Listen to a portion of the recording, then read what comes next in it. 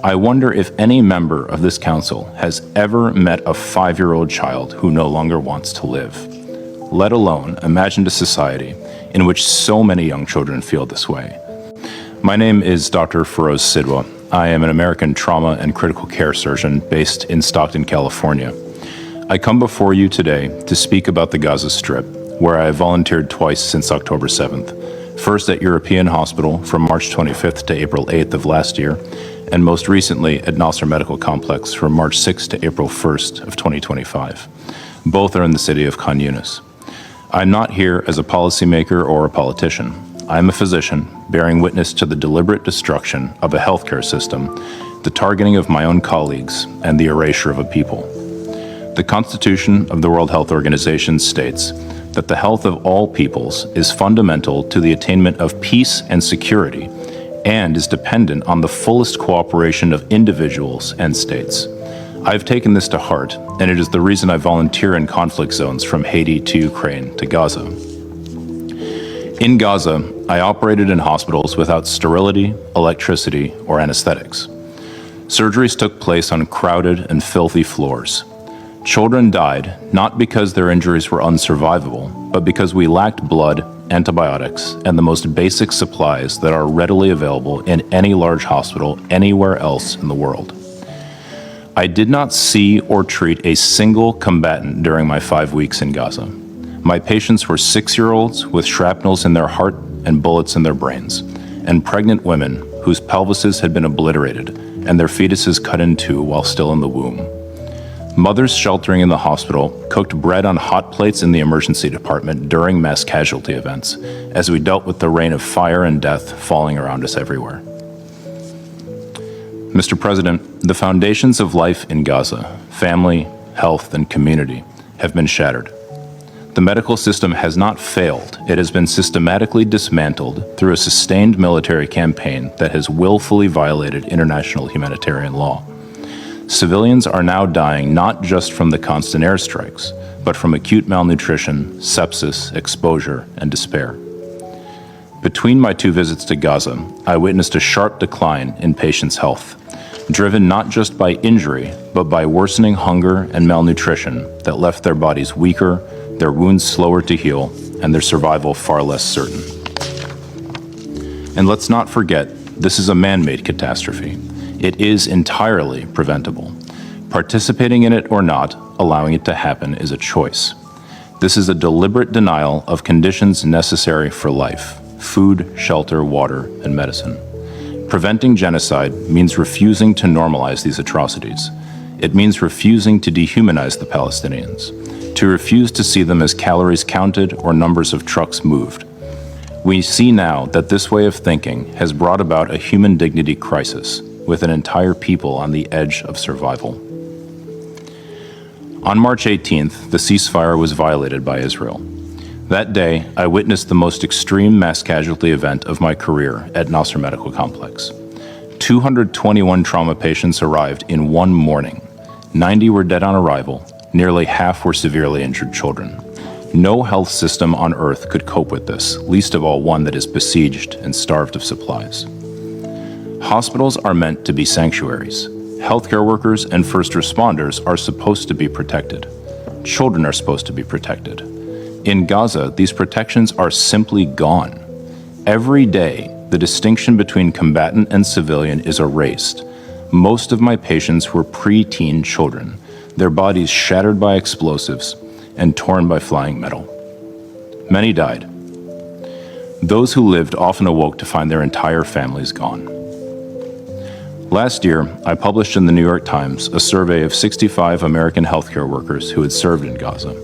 83% of them reported seeing children shot in the head or the chest. I personally treated 13 such cases in my 2 weeks at European Hospital. According to the War Child Alliance, nearly half of Gaza's children are suicidal. They ask, why didn't I die with my sister, my mother, my father? Not out of extremism, but out of unbearable grief. I wonder if any member of this council has ever met a 5-year-old child who no longer wants to live, let alone imagined a society in which so many young children feel this way. And what astonishes me is not that some children in Gaza have lost the will to live, but that any still cling to hope. My Palestinian friends, mostly healthcare workers, no longer speak of resilience or even survival. Parents memorize their children's clothing in case they must identify their remains later. They pray for one piece of bread to give them before they sleep so that their children might die less hungry if they are killed at night.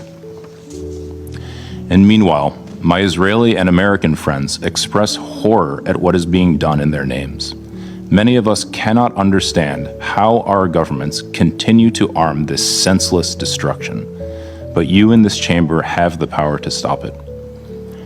Mr. President, I am here because I have witnessed what is happening in Gaza with my own eyes, especially to children, and I cannot pretend not to have seen it. You too cannot claim ignorance.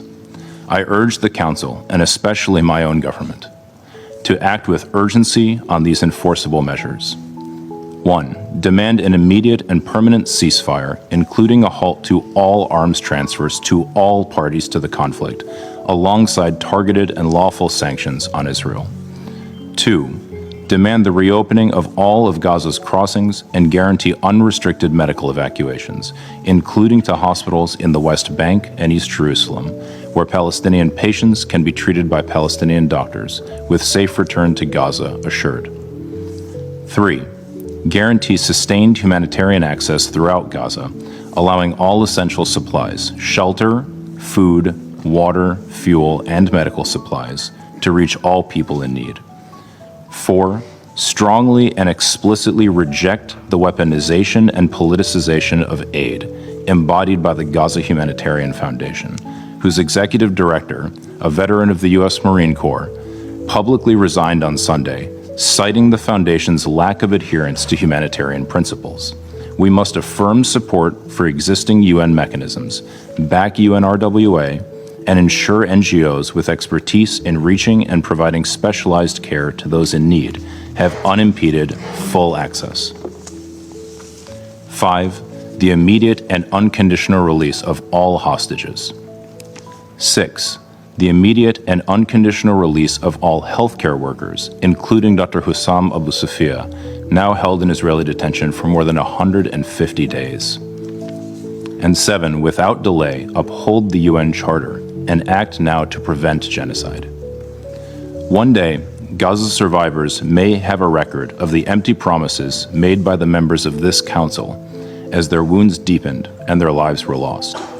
If this council remains silent and fails to act now, that record will stand as a testament to a global failure to provide urgent care and to the collapse of our collective conscience. I'm pleading with you to do what you were entrusted to do, to protect international peace and security, and to prevent irreversible harm. The steps I mentioned are the very least that is needed. I'm asking my own government's representative to hear the voices of the majority of Americans who are calling for the same. If this continues, there will be no Palestinian doctors left, no one to care for the sick and wounded. There will be no Palestinians left to rebuild the healthcare system. We are losing a generation before our eyes, condemning people to die of hunger, disease, and despair, deaths that could be easily prevented.